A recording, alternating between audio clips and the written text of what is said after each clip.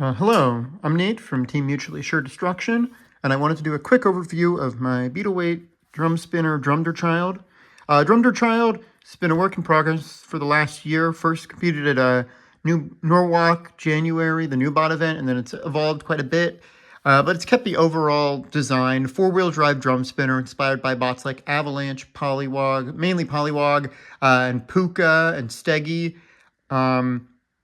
It was designed to be a replacement for Thunderchild, obviously, hence the name. And it's also like almost the exact same dimensions. Like the spacing between the frame rails is the exact same as it was on Thunderchild. So it has like pretty much the same footprint as it. The drum is 309 grams. It's 4340 steel, little over 2 inches in diameter, and it uses the Repeat Robotics V-belts, the smallest size, which is 200 millimeters, I believe. It's on a 5/16 bolt, and the hubs, well, there are two sides of the hub. This side just has a bearing. This side has a bearing, and then it mounts to the pulley, and they're both press fit in. And then on each side, I have, it's hard to see, I have thrust washers, and it spins pretty nicely. It could be a bit closer to the floor, but that's something I can change with the wheel sizing. Wheels are 2¼ inch diameter, 3/8 inch wide. Matt from Half-Life made them for me. He did a great job with them. I could probably make them thicker because I have a decent amount of weight left over. The forks, I really like the way they're mounted. Is under like that. You can see that they're held in by the same screw that mounts the wheel guards. The wheel guards are another thing I'm a bit proud of. So at the last few events I went to, this is what the previous setup looked like.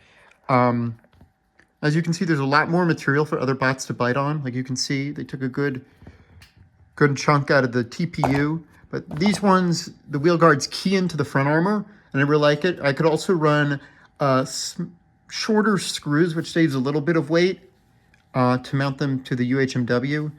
But other than that, the exterior is pretty straightforward. Lots of TPU, UHMW, and carbon fiber. But if we open it up, there's some stuff I like, some stuff that I could definitely improve on, but stuff that works, so no point changing it now. Namely, the TPU weapon motor mount is, it works. I mean, it's using the outrunner that the FingerTech beater bars use.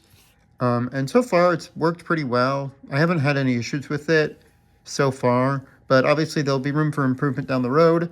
V-belt pulley. For the electronics, I have the ER4 receiver, Express LRS, so I'm switching also to the Radiomaster MT12 because I want to try driving a surface radio with the weapon bot, and I've got that all figured out. I've got the Neutron 70 amp ESC that Repeat Robotics sells. This one is really nice because it handles the weapon motor very nicely. I was running a 45 amp one previously, but that one wasn't really up to the task, and I had some weird weapon motor issues where it would go really, really fast, beyond what 100% would normally be. And it was really inconsistent. And then below that, it's kind of hard to see the Repeat dual AM32 ESC. I really like that. And then FingerTech switch, obviously.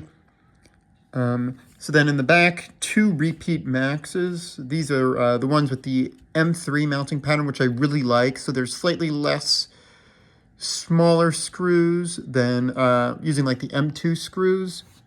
And then there's the other thing I'm proud of is I modified the EndBots motor mounts to use the same hole pattern for the Repeat Maxes. So it's 4 M3 screws. I really like it. Really like how they turned out. And all in all, I'm pretty happy with the bot. There are some things I might change before Motorama. Like before I mentioned the smaller wheel size, I might try that. I also want to do, if I can, a wedge attachment because, well, it handles traditional Tombstone style spinners Beetlejuice pretty well. The one thing I'm concerned about, and it happened at G-Scroll, is undercutters taking out little nubs on the bottom and making the bot sort of like make the drum hit the ground before the uprights do, which is definitely not ideal. So just like a thin, a very like small wedge or something like that. So I want to try something like that so it'll be much more effective against horizontals. But overall, I really love this bot. It's probably my favorite thing I've built so far. And I can't wait to see how it does at Motorama. So we'll see what happens. All right, thanks for watching and have a good one.